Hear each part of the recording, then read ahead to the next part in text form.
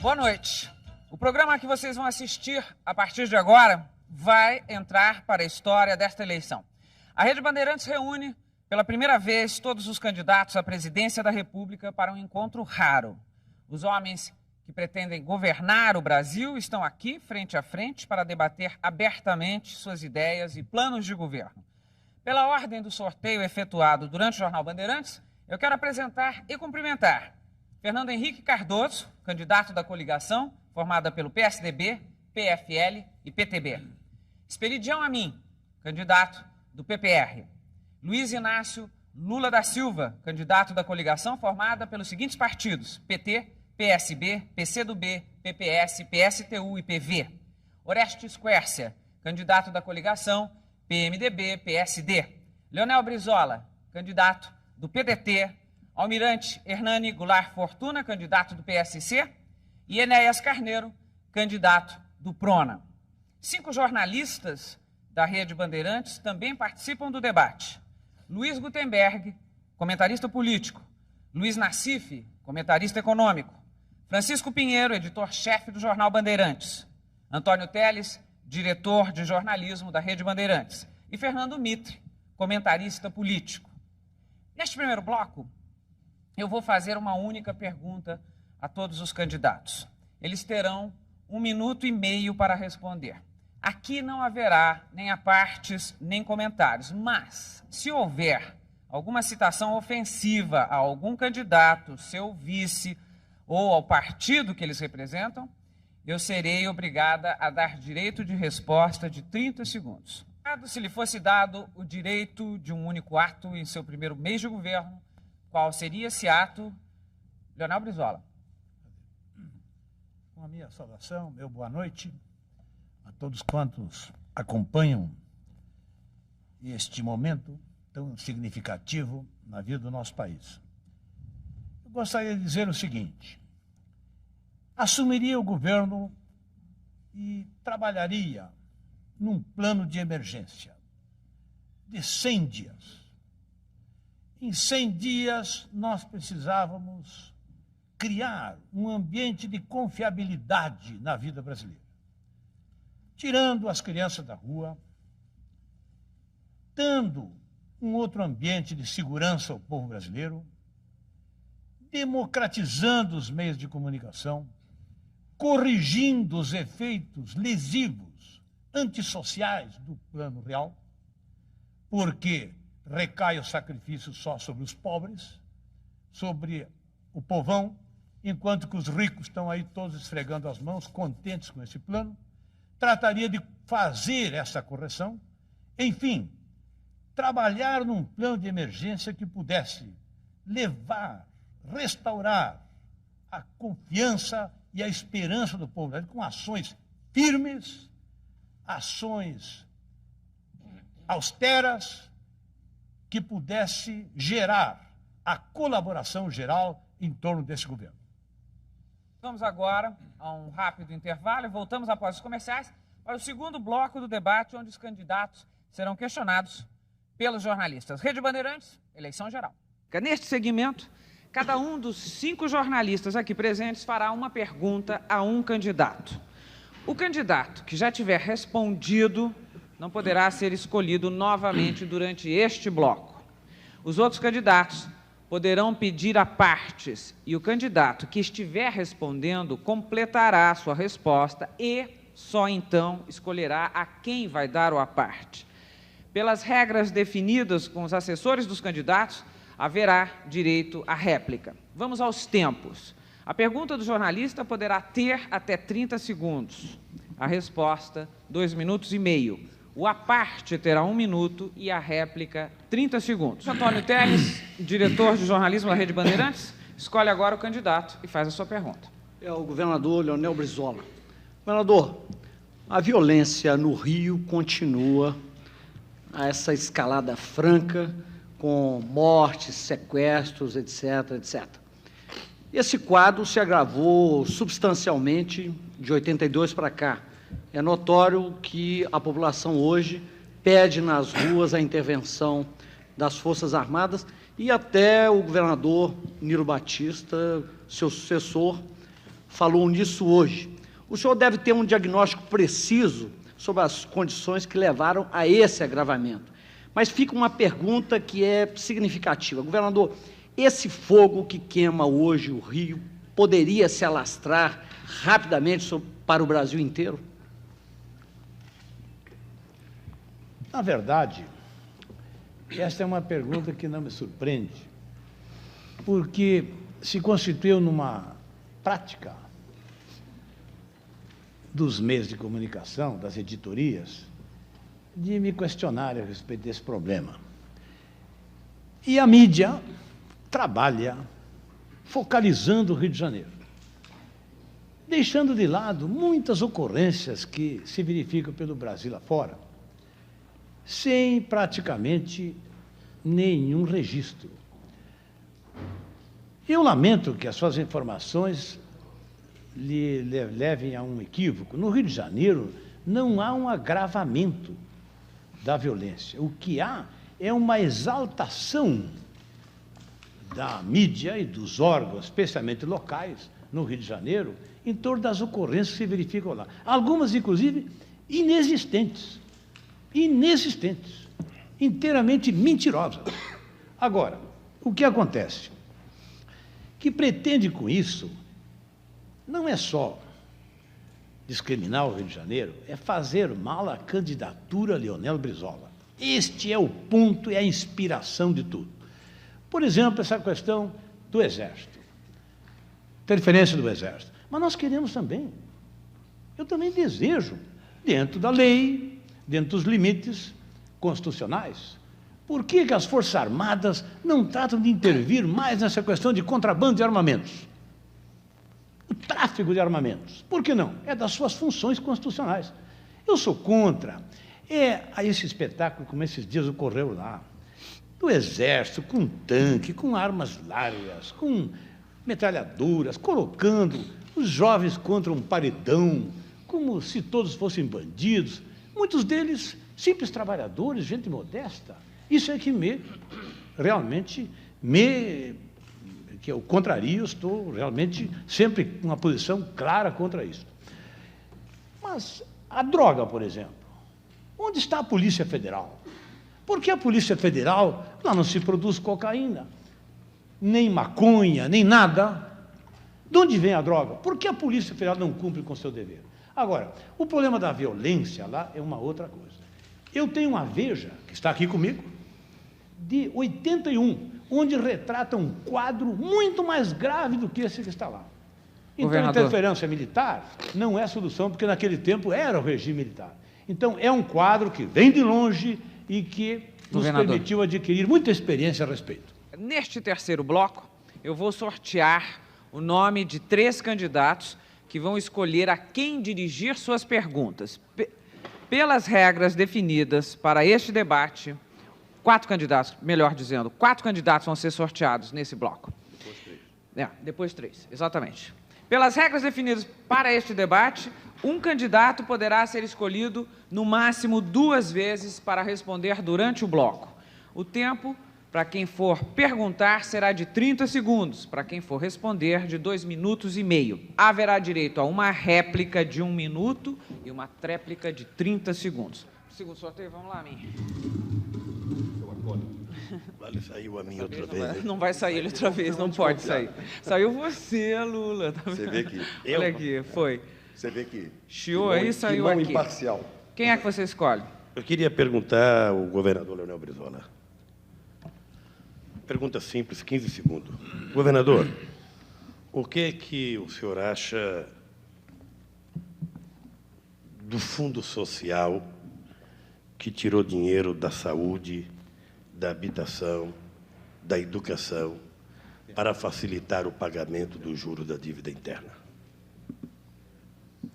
Eu acho que foi uma medida iníqua que caracteriza a crueldade, a frieza com que este governo vem atuando, não somente neste ato, quanto noutros. Isso demonstra que o governo se integrou dentro de uma força maior, que eu chamo de poder paralelo no nosso país, que influi na mídia, que tem a seu serviço esses institutos de pesquisas, que praticamente está fazendo a campanha política, que devia ser feita pelos partidos. A sucessão devia ser assumida pelos partidos. Quem está fazendo essa campanha é um poder paralelo, que engloba o governo também. Então, aí é que está a questão central. Não está nem na revisão, nem em qualquer outra prática que nós precisamos assumir. A essência da vida brasileira está no modelo econômico, que essa força paralela quer manter, e que o Plano Real não deixa de ser um remendo para a continuidade desse sistema econômico. Então, eu considero o seguinte, que a partir do momento em que a candidatura Fernando Henrique passou nas pesquisas a ocupar o primeiro lugar, o eixo mudou da sucessão. Agora surge a questão para nós. Quem vai representar o povo brasileiro no segundo turno para enfrentar todo este quadro de poder e o seu candidato, que é Fernando Henrique Cardoso, que foi um verdadeiro achado por esse poder paralelo. Alguém que vem da oposição, das áreas até simpáticas, progressistas da oposição, risonho, amável, não briga com ninguém. Quer dizer, a direita, o conservadorismo, o establishment, essa crosta colonial que domina o país, não podia encontrar ninguém melhor. Então, agora se coloca para nós essa questão. Quem vai representar o povão, o povo brasileiro, no segundo turno, para poder defendê-lo? Porque essa candidatura é a continuidade de tudo o que está aí. Governador? Em que pese as boas intenções, até pessoais, do senhor Fernando Henrique. É a continuidade de tudo que está aí. Lula, você tem direito a uma réplica de 1 minuto. Não, eu fiz a pergunta porque é inexplicável que tenhamos assistido os candidatos a vender os seus programas via programa de governo, via programa de televisão, e nós constatamos que as pessoas falam com uma facilidade muito grande de investimento em saúde, que virou coqueluche para os candidatos. Entretanto, em 89, nós gastávamos 13,3 bilhões de dólares com a saúde, em 93 se gastou apenas 7 bilhões e meio de dólares, e no orçamento de 1994 estava previsto 11 bilhões de dólares, e por conta do Fundo Social de Emergência se reduziu para apenas 9 bilhões de dólares. É por isso que o ministro Henrique Santilli, o ministro da Saúde, procura o presidente Itamar para comunicar o seguinte: presidente, lamento comunicá-lo que aumentou a mortalidade infantil no Brasil. E aí nós vamos na cidade de Antônio Vilela, lá em Alagoas, e descobrimos que de cada 1.000 crianças que nascem, 337 morrem antes de completar 1 ano de idade. O senhor tem direito a 30 segundos. Por favor. Como vimos, o Lula focaliza um detalhe que é importante de todo este panorama. Eu prefiro insistir no conjunto. Tudo isso faz parte de todo um contexto, que aí está a questão essencial para o povo brasileiro, é derrubar este modelo econômico. Isto é possível? É. Nós precisamos adquirir a esperança, a convicção de que uma nova vida nós podemos construir. Governador? Eu acho que isso é uma decisão que nós vamos nos defrontar com ela, e já nas eleições. Muito obrigada. Vou ao terceiro sorteio. Vamos lá?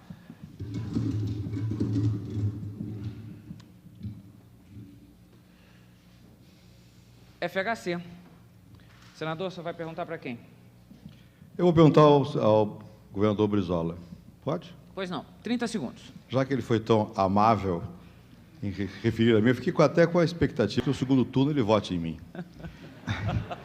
Porque aí muda o sistema, e já que eu sou uma pessoa que tem um curso fácil na sociedade, quem sabe nós possamos juntos melhorar o Brasil. Seu tempo está correndo. Sim. Governador Brizola, eu acho que a questão da educação realmente é fundamental, e todas essas questões dos CIEPs, SIACs, merecem minha simpatia. Não obstante, eu tenho visto a seguinte crítica que eu gostaria de ouvir sua resposta, de que o custo dessas escolas de educação integral é muito elevado, de 1 a 2 milhões de dólares, e que a manutenção delas custa outro tanto, e que o número de alunos, muitas vezes, delas é muito baixo, e que, portanto, embora em princípio bom, na verdade forma uma nova elite, é uma escola só de excelência. É verdade isso? Creia que as suas informações são completamente improcedentes. Primeiro porque essa invocação de que são obras caras sempre são as razões dos tecnocratas. Eu não encontro um tecnocrata, principalmente esses fazendários, que não achem cara a educação. Sempre não têm dinheiro ou recusam favorecer verbas para melhorar os vencimentos dos professores, sempre estão regateando em relação à educação. Mas, no meu conceito, cara mesmo é ignorância. Esta é cara mesmo. Olha o que custa para esse país a ignorância, não é brincadeira. Ignorância entremeada no meio das elites, elites incompetentes que têm levado esse país a esse quadro. Então, acontece que, com a experiência que eu fui adquirindo, que me leva a afirmar que o país não tem outra saída, ou ele institui uma escola coerente para as nossas crianças, com alimentação, com assistência médica, com a permanência dessa criança todo dia no colégio, como são os colégios europeus, enfim, por toda a parte dos países que se prezam, nós não temos saída. Nós não temos saída. Essa é a prioridade das prioridades no país. Eu fico satisfeito de que o senhor Fernando Henrique tenha pelo menos guardado esses nomes, já é alguma coisa. CIEPs, SIACs, que foram as iniciativas, né, de escolas integradas. Pode crer, eu trago comigo uma experiência. Se o povo brasileiro perguntar, bom, eu estou de acordo, esse é a grande prioridade, não há outra. Um governante tem que governar olhando as novas gerações, como quem dirige um carro olhando para frente. Se responsabiliza, sabe fazer educação, saberia escolarizar todas as crianças? Eu respondo, eu sei. Sua réplica? Pô, não, é que... 1 minuto. Eu não sei se por sorte ou má sorte eu fui ministro da Fazenda. Eu sou obrigado a olhar os números, não basta as boas intenções. No que diz respeito à saúde, por exemplo, eu tenho visto e não tenho dito nada. Acontece que, enquanto eu fui ministro, o presidente Itamar Franco no governo, é verdade que em 89 nós gastávamos 11 bilhões com a saúde. Mas em 91 foi 7 bilhões e 800, em 92, 6,5. E em 93, 8 bilhões. Quando eu fui ministro, passei de 1 bilhão e 500 para 4 bilhões e 200, o gasto com a saúde. O resto é demagogia. Ou há dinheiro ou não há dinheiro. O Fundo Social de Emergência foi para liberar recursos para atender, entre outros, a saúde. Enquanto ele não foi aprovado, nós não podíamos transferir para a saúde recursos existentes em outras áreas. É muito ruim um candidato ao governo ser mal assessorado. Muito ruim, porque ele diz coisas que não têm base, repete, parece o Goebbels. Mente, até que se acredite. Mas os dados são esses. Então, governador Brizola, na verdade, a questão da educação, a minha dificuldade, não respondo a questão da saúde, Senador? que me preocupa tanto quanto, mas a questão da educação, eu acho que nós temos que encontrar meios, olhando os números e dando muita atenção, realmente, à educação integrada.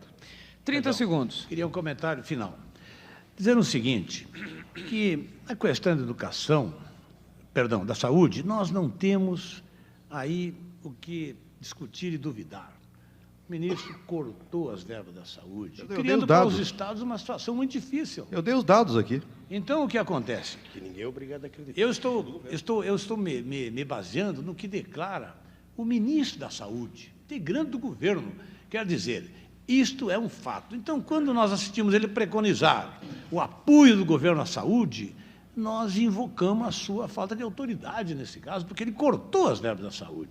Quando a questão do orçamento, esse é uma das grandes questionamentos que ele tem que sofrer, porque nós não temos orçamento devido ao governo, não é o Congresso. É o governo que não quer orçamento.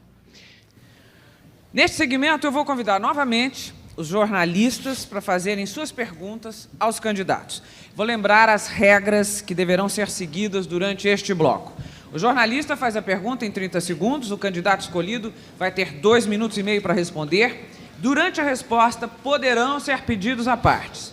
O candidato que estiver respondendo segue até o fim com sua resposta e só aí, então, vai dizer a quem concede o à parte. O tempo do à parte é de 1 minuto e também está prevista uma réplica de 30 segundos. Eu vou começar essa rodada chamando o jornalista Fernando Mitre. Mitre, seu candidato e a sua pergunta. Candidato Luiz Inácio Lula da Silva. Lula, numa das madrugadas mais frias de São Paulo, havia uma fila enorme, dobrando quarteirões. Eram pessoas esperando amanhecer para comprar um telefone. Nossos números nessa área não são bonitos. Nós temos para cada 100 habitantes 8 linhas telefônicas. Na área rural, nós não temos nem 2% de linhas telefônicas nas fazendas. Quer dizer, a falta é de 98%. Nós estamos em 10º lugar na América Latina, em 48º no mundo, se não me engano. São 21 anos de monopólio. A Europa já está abrindo. Se você citar o exemplo da Europa, já está abrindo. Por favor, seu tempo já passou. Você não acha que é hora de buscar eficiência fora do mito do monopólio? Ou o monopólio continua fundamental? Eu já conheci a pergunta do Mito, porque ele já me fez essa umas 10 vezes. Não com esses números. E eu vou responder. Não com esses números. Veja, primeiro, é importante ter em conta, Mitre, de que as telecomunicações já foram privadas no Brasil até 1972. E não era melhor do que é hoje. Vamos ser francos, como é que funciona a questão das telecomunicações no Brasil? O Estado tem o controle, tem empresas multinacionais produzindo equipamentos, você não tem um único equipamento na sua casa que seja produzido por empresa nacional, são todos por empresas estrangeiras. Portanto, é uma coisa tão estratégica que o Estado precisa ter o controle, mas pode abrir parcerias, pode abrir produção de equipamentos, não tem nenhum problema.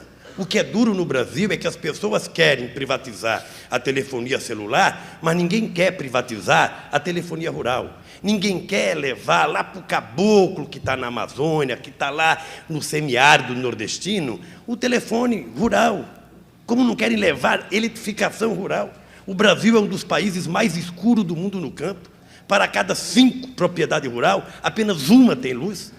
Dizer que tem 8 telefones para cada 100 habitantes, é preciso dizer quanto é que ganha um brasileiro comparado à Europa. O brasileiro não está ganhando o que comer, uma cesta básica custa R$ 99,72 e ele ganha apenas 64,9.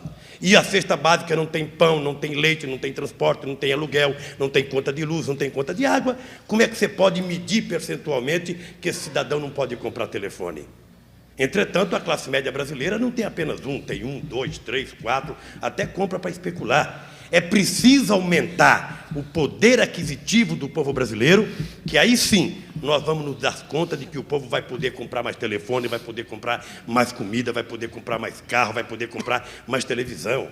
É muito fácil a gente comparar apenas determinadas coisas com a Europa e a gente não compara salário, não compara poder de compra, não compara a melhoria da qualidade de vida do nosso povo. Portanto, eu acho que a questão das telecomunicações é estratégica e tem que estar sob o controle do Estado, embora ele possa abrir parcerias ou, quem sabe, a produção de equipamentos, como é hoje. Lula, 3 pedidos de à parte. Espiridião a mim, Leonel Brizola, Almirante Fortuna, você vai ceder para quem? Brizola. Eu gostaria de meter a minha colher nesse assunto, porque eu venho de longe e eu venho do tempo em que governador, responsável por esse serviço, tudo era privado. Era privado no Rio, São Paulo, Rio Grande do Sul. E não investiam. O Brasil é um dos países mais atrasados nesse setor. Eu fui que tomei a iniciativa como governador de estatizar a ITT, que era uma empresa norte-americana concessionária do serviço. Não se falava para Novo Hamburgo, de Porto Alegre, quanto mais para Rio e São Paulo. Era uma vergonha. Fiz tudo, mas tudo que se pode imaginar para que eles viessem investir. E não vieram. Não tive outro caminho senão estatizar. A partir daí começou a se desencadear a estatização e surgiu a Embratel. E viajando pelo mundo, eu considero um dos países bem situados em matéria de comunicações telefônicas, o Brasil. Acho que nesse ponto a ditadura até realizou uma obra. Agora, Por que o capital privado não vai criar outras fábricas, Governador. outras iniciativas para gerar mais emprego e está querendo abocanhar Governador. aquilo que está bem organizado? Essa é a minha pergunta. Réplica. Eu tenho dito aos empresários que, ao invés deles quererem privatizar as coisas que funcionam no Brasil, eles deveriam ajudar a construir as coisas que faltam ser construídas. Por exemplo, quer privatizar as hidrelétricas? Não, vamos construir as hidrelétricas que faltam. Querem privatizar a viaduta para cobrar pedágio? Não, vamos fazer a Rio Bahia, a BR-116. Vai gerar mais emprego, é muito prudente a gente investir em coisas novas. Ah, querem privatizar a ferrovia? Não, vamos fazer uma ferrovia nova ligando o Rio, São Paulo, Belo Horizonte, ou seja, vamos mudar a forma de discutir a questão do papel do Estado ou da iniciativa privada. Bom, vamos. Chico Pinheiro faz agora a sua pergunta a quem, por favor? Ao governador Leonel Brizola. O senhor, no segundo turno da eleição presidencial, a última eleição presidencial, o senhor apoiou o candidato Luiz Inácio Lula da Silva. Já neste processo eleitoral, o senhor buscou negociações políticas, alianças, tanto com o partido do atual prefeito de São Paulo, com o próprio prefeito Paulo Maluf, quanto com o candidato Orestes Quercia. E agora lança também uma possibilidade de negociação com Espiridião Amin. O que mudou no candidato Leonel Brizola em termos de posições? E como é que o senhor vai ficar? Porque o segundo turno está aí. Na verdade, eu tenho lançado acenos a todas essas áreas. Porque eu não sei o que se passa em relação a mim. A mim? A mim? Eu sempre estou acenando para todas as áreas disponíveis. Não me importa que sejam conservadoras, porque desde que eu me encontro com uma mão na alavanca, não tem importância. Eu acho que podem até contribuir de uma forma muito valiosa para a legitimidade das mudanças que eu represento. Agora, na verdade, o que se coloca mesmo neste momento é a questão do segundo turno. Segundo turno é muito importante, porque estamos vendo que com este arrastão que a mídia está fazendo com os institutos de pesquisa, isso é uma coisa avassaladora. Conseguiram manipular a economia com esse plano real. Por que o senhor Fernando Henrique não fez isso há 10 meses atrás? Por que deixou isto para quase que caracterizando um certo golpismo? Então, veja o seguinte, tudo isso é muito grave, isso é uma ameaça. Nós estamos vivendo uma espécie de coação sobre o povo brasileiro. Estão violando o processo de formação de consciência do nosso povo. Tudo isso é muito grave para a continuidade desse sistema econômico colonial que está aí, que nós precisamos romper. Veja, tudo isso é uma ameaça da continuidade de tudo, dessa fábrica de miséria, dessa fábrica de desemprego, dessa fábrica de abandono que é a vida brasileira. Nós estamos por baixo. Então, é o seguinte, o problema se coloca agora, eu quero insistir naquelas palavras que usei. O eixo da sucessão mudou a partir do fato da candidatura Fernando Henrique ter assumido, pelo menos, essa convicção aí da mídia. Porque se coloca esse problema para o povo brasileiro, quem vai defender o povo brasileiro com firmeza, com eficácia no segundo turno? Eu não tenho nada pessoalmente contra o Lula. Estivemos juntos na outra, eu acho que todos erramos. Erraram os que votaram no Collor e erramos nós que votamos no Lula. Sabe por quê? Pela inexperiência. Governador. Ambos eram inexperientes. Governador. Ambos eram inexperientes. Collor caiu pela inexperiência.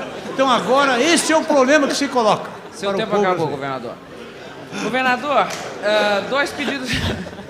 Vamos lá? 2 pedidos de parte. Uma parte e uma série. 2 pedidos de parte. Expedição a mim, Fernando Henrique Cardoso. Para quem é que você vai ceder? Permita que eu dê preferência ao Fernando Henrique. Então vamos lá? Claro, vamos lá. Eu não tinha dúvida quanto à preferência, governador Brizola. Eu queria só dizer o seguinte, o plano real não foi feito agora. Ele vem de longe. O governador Brizola, com esse modo de...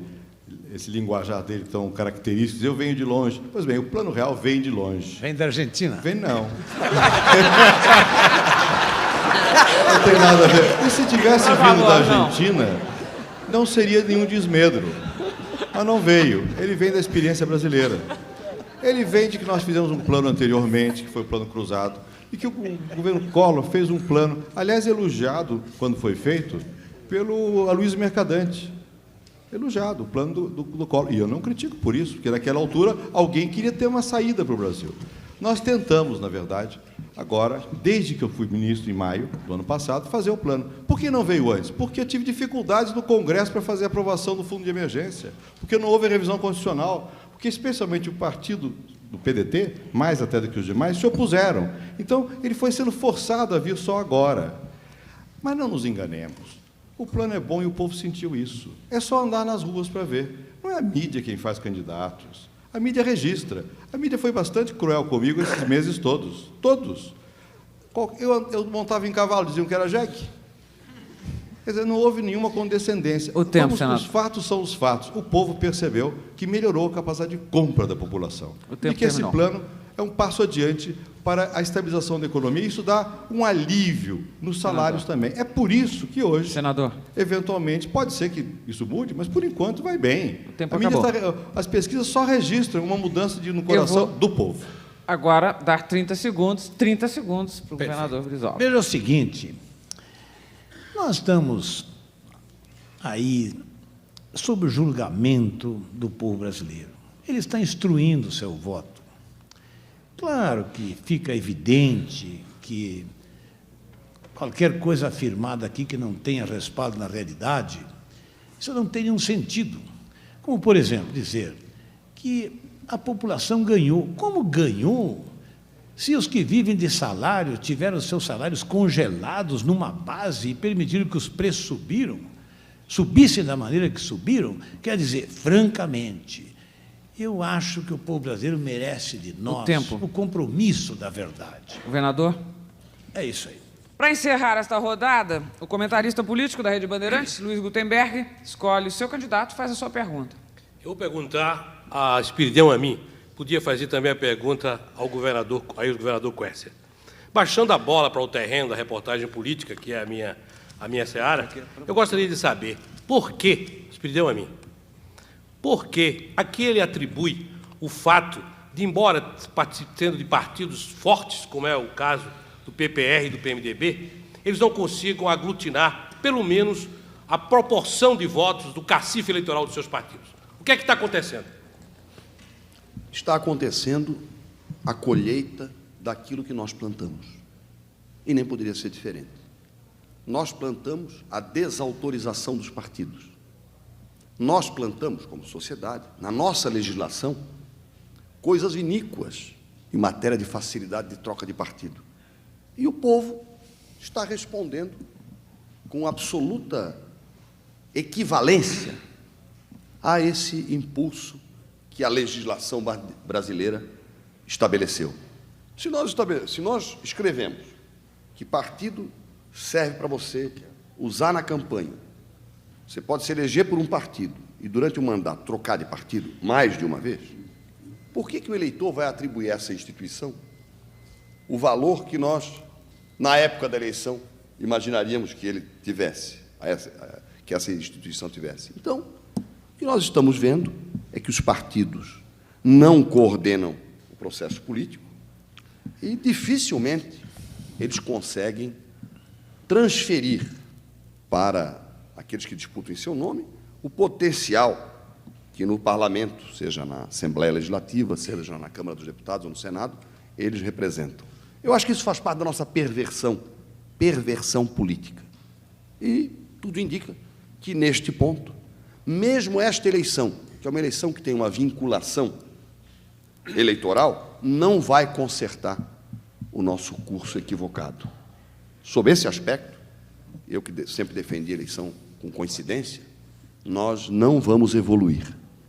E o pior de tudo é se na composição que disto resultar, o povo perceber que estará havendo apenas uma acomodação dos que mandam, sem nenhum compromisso de fazer alguma coisa. E ele está vendo esse exemplo hoje. O governo que nós temos aí é uma acomodação de várias tendências, em que tudo tem passado à sombra. E só para arrematar, nós ouvimos aqui a confissão. O governo se omitiu na revisão constitucional, os seus líderes não queriam a revisão, e o governo conseguiu coexistir com isso tudo. Quer dizer, a falta de resolutividade, a falta de determinação estimula a iniquidade da infidelidade partidária. E nós estamos colhendo o que plantamos. 2 pedidos de à parte. Almirante Fortuna, Leonel Brizola. Com todo o respeito ao Almirante Fortuna, eu não vou negar ao governador Brizola, que acompanhou com muita atenção o primeiro raciocínio sobre o partido, a sua oportunidade. Eu realmente Então vamos lá. Gostaria de emitir uma opinião a esse respeito, porque tenho sustentado que, nestas eleições, para mudar, para uma visão de mudança, só há um caminho: que o povo brasileiro entenda o seu papel, cheguem as informações lá e ele se una substancialmente em torno de um candidato que represente essa mudança. No caso, esse candidato tem que contestar a candidatura a Fernando Henrique, porque é o mundo do establishment que ele representa. Esse candidato tem que levar o prestígio da maioria da população e, sobretudo, um apoio substancial da representação parlamentar. Aí é um projeto de mudança. Do contrário, eu acho que nós vamos continuar da mesma situação, se continuarmos divididos. Este regime, em plena crise, vai exigir um presidente, um governo de excepcionais condições no próximo período, para que haja mudança. Eu não tenho nenhuma dúvida de que a capacidade de resolver, mais do que a inspiração, a experiência, a demonstração do saber como fazer, é fundamental para que o país consiga, não apenas respostas, mas consiga o rumo para voltar a crescer, a determinação para apoiar realmente as forças econômicas que a nossa nação tem e que, com um estímulo adequado de um governo competente, vão ser despertadas e vão produzir o resultado que nós queremos. Bem, aqui vamos a mais um intervalo. Nós voltamos em seguida com o 5º bloco do debate, quando os candidatos voltam a fazer perguntas entre si. Rede Bandeirantes, eleição geral. Neste 5º bloco, eu vou sortear os 3 candidatos que ainda não foram chamados para fazer perguntas. Eles vão escolher um outro candidato para responder. O candidato escolhido poderá ser chamado no máximo 2 vezes. Os tempos, só para lembrar, são os seguintes: pergunta de 30 segundos, resposta de 2,5 minutos, réplica de 1 minuto, tréplica de 30 segundos. Vamos ver quem vai ser o candidato, o primeiro candidato deste bloco. A mim.